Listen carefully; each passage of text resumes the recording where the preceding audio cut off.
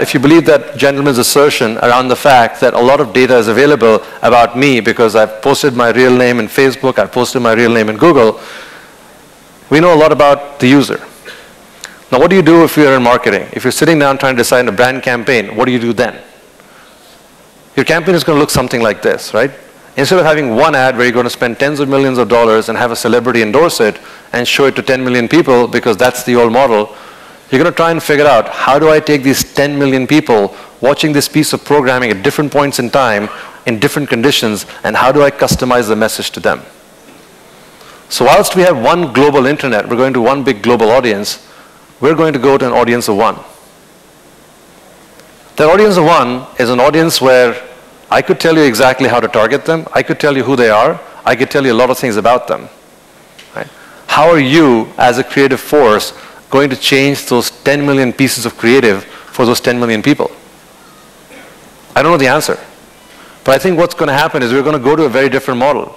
My expectation or my prediction is a dangerous thing to predict things because usually you're wrong. So at the risk of that, my prediction is that you guys are going to start creating different creatives for different circumstances, different environments for the same campaign. I think that's a huge challenge from a creative perspective. It changes the shape of the creative agency. Now, what makes Facebook special? What makes Google Plus interesting?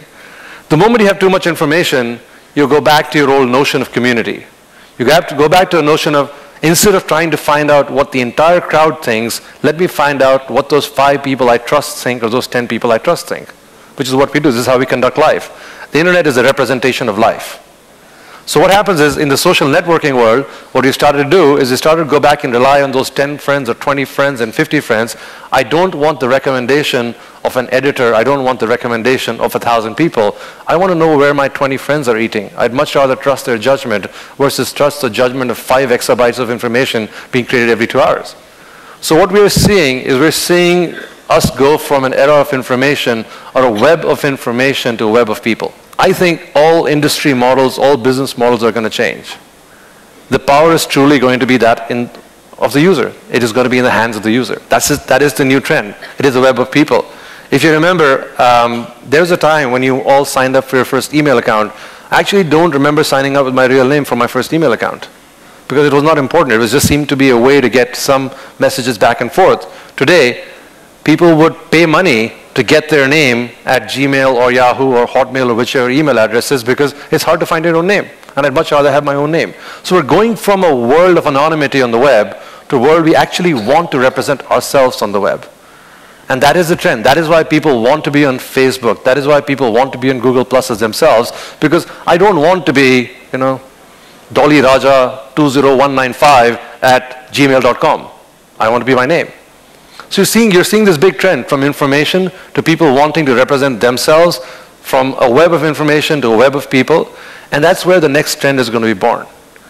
Now, if you think of what that means, right, coupled with the development in technology, coupled with the notion of social activism, coupled with the notion of people wanting to be in control, if you think about how it's manifesting itself, look at what happened in the summer in the Middle East, the Arab Spring. If you look at what's happening in the US with Occupy Wall Street, it is these tools of social networking, it is this connection or web of people which is allowing people to get together in a very short notice, create flash mobs, create conversations around certain topics, and when the conversation finishes, they'll go away. Right? There is a new conversation going on. And one of our marketing guys happened to be and forever consumers have been balancing trust with convenience. Right? If you don't want anybody to know anything about you, don't tell them. But if nobody knows anything about you, it's highly unlikely you're going to get what you need.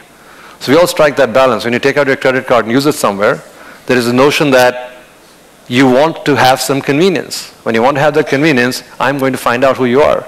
It's most likely that your credit card company knows more about you than most other people around you. Because you've pretty much left digital footprints all over the world. Whenever you travel, wherever you go, they have all that information. You have to trust those people that they're not going to abuse that information or misuse that information for it to be there. So in this entire mess of what's going on in the world, what's going to happen, I think, it is going to fundamentally change the structure of industry. I saw very interestingly, we had this whole conversation around creative, we had this whole conversation around brands and how people are going to have conversations. If you think of the world of video, if you think of the last bastion of advertising, which is the world of television, right? Fundamentally, the only television that I want to watch or I need to watch at that time is live television. If there's a live sporting event happening or there's something happening right now, that's the only reason for me to watch it at that moment in time. There is no reason for me to get in front of my television at 9 p.m. and watch a particular show just because you decided that's the time you want to broadcast it. There's lots of recording technology, there's lots of ways that I can watch it afterwards. So I believe the next big hit is going to happen to the television world, where we're going to watch programming on demand. I'm going to watch it when I want to, and you're going to watch it when you're going to want to. Now, what is going to make that possible? What is going to make that possible is the ubiquity of broadband and the fact there'll be a screen around us somewhere. Whether it's a mobile phone, whether it's a tablet, whether it's your iPad, whether it's your PC, you're going to watch it when you want to watch it.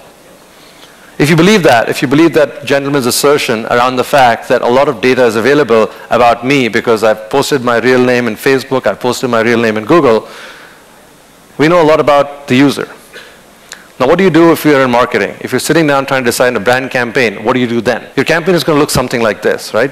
Instead of having one ad where you're going to spend tens of millions of dollars and have a celebrity endorse it and show it to 10 million people because that's the old model, you're going to try and figure out, how do I take these 10 million people watching this piece of programming at different points in time, in different conditions, and how do I customize the message to them? Somebody asked me the question about, what do you think about mobile advertising? I heard somebody say on stage, we have digital advertising people.